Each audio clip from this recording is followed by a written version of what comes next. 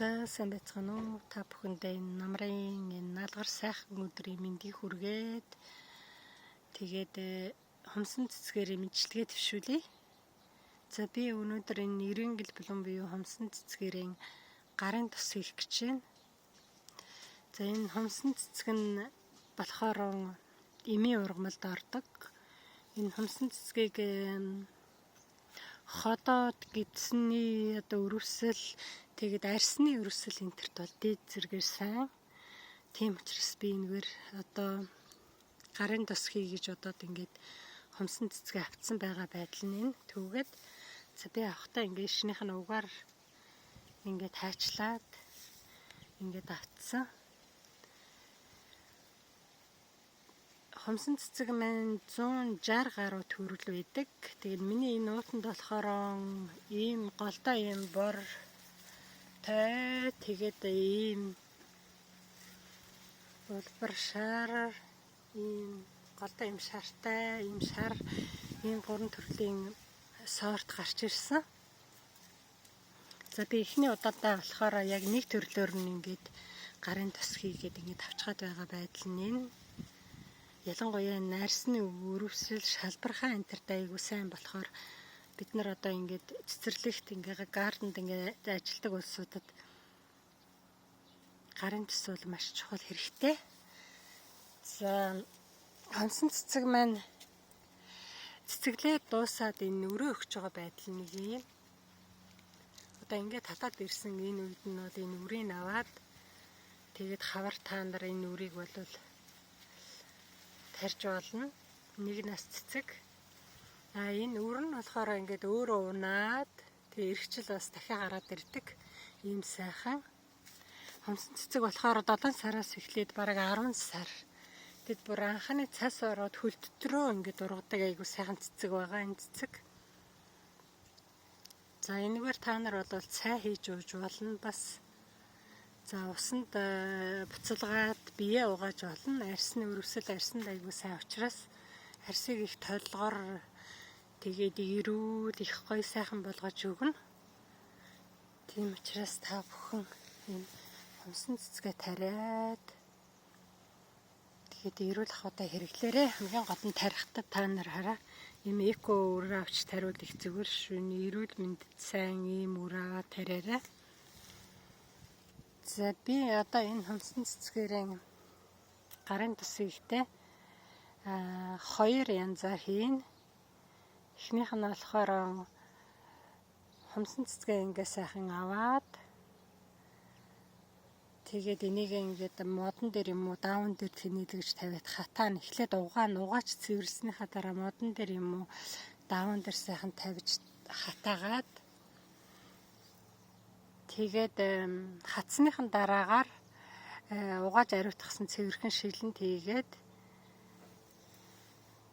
дээрэс нь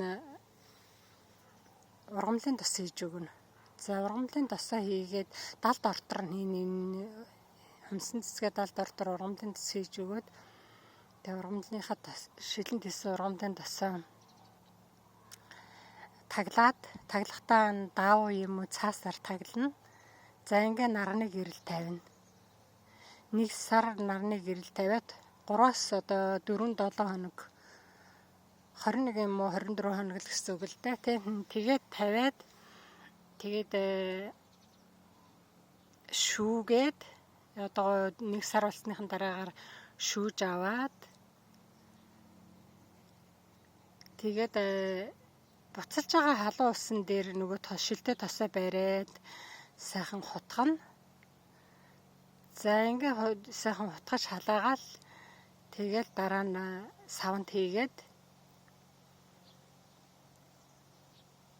тэгээд таглаа тэгээ хөргөчөндөө хийгээд 30 минут болоход тосч айгуу сайхан болоод ер нь хөрөөд за тэгэл гарандаа төрхөөл хэрэглэж болно. Хүүтэн маягаар бол ингэж хэрэглэж болно. За халаахтаа энийг 80 градусаас өндөр градус талааж болохгүй. Тэгэх юм бол энэ эмийн тэр эрдэс чанар нь байхгүй болчихно. Тийм учраас 70-80 градус халаана. буцалж байгаа усан дээр бариад ивэх та. За ингээд хийж болно. Хэрвээ та нар ингээд түүгээд хатаагаад хатаасныхаа дараагаар нөгөө ингээ хатаахтаа бид нар ч одоо ил тавил хатаадгийн юм чинь тий шороо тоостой байгаа байхдаа одоо дахиад хатсны дараа дахиад угаалтай угааж болохгүй юм даа гэж бодож байгаа бол шилэндээ хийгээд тосоо хийцнийхаа дараагаар бас 80 градуст 5 минут градустай 70-аас 80 градуст байлгаж болно.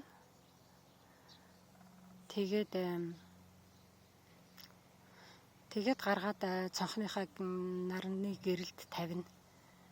За ингэж нэг хийж олно. За хоёрдугаарт бол энийг шууд тосоо хийгээ буцалгааж болно.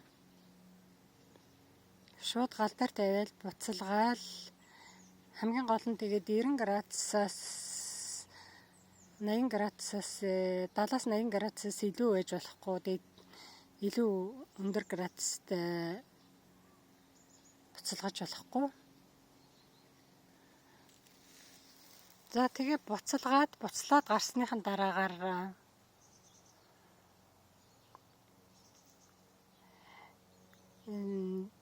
зүгийн жилийн хийгээд зүгийн балны жилийн хийгээд одоо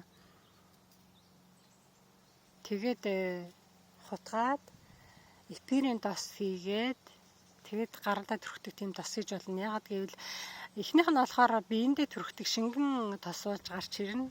Тэр нэг хүүтнээр нь хийж байгаа. Дараагийн тэр буцалгаж байгаа нь болохоор буцалгах нь бол бүрг 90 градуст бараг 40 минут каратай байлгана. 40-45 минут каратай. Тэгж хийсэн байх юм бол тэрийг дээрэс нь зүгийн балны жилийн хийгээд одоо зүгийн жилийн хийгээд тэгээд хийх юм бол тэр нь тийм тос болж ирнэ ерөөсөө. Шингэн биш. Тийм тос болно. За тэрийг гаргаад шилэндээ хийгээ таглаад хөргөчөндөө хийгээ 30 минут болсны дараа хүүтэн бацсныхан дараагаар тэгэл гарын тос болгоод гарандаа түрхэж болно. За энийг хийхдээ бас эрингэл блүмэн дээр үнэртүүлэгч бас хийж болно. Энд одоо лавандагийн үнэртүүд нөгөө эпирийн тос жоохон тусаавал бас болно. За ингээд би эхлээд энийг хатаана. За энийг хатцсныхан дараагаар тэгээд дараагийн бичлэгийг би яг хийж байгаа бичлэгээ та бүхэндээ оруулъя. Тэгээд дараагийн удаадаа энийг авч хийн. За ингээд та бүхэн бас туршаад үзээрэй. Та бүхэндээ амжилт хүсье.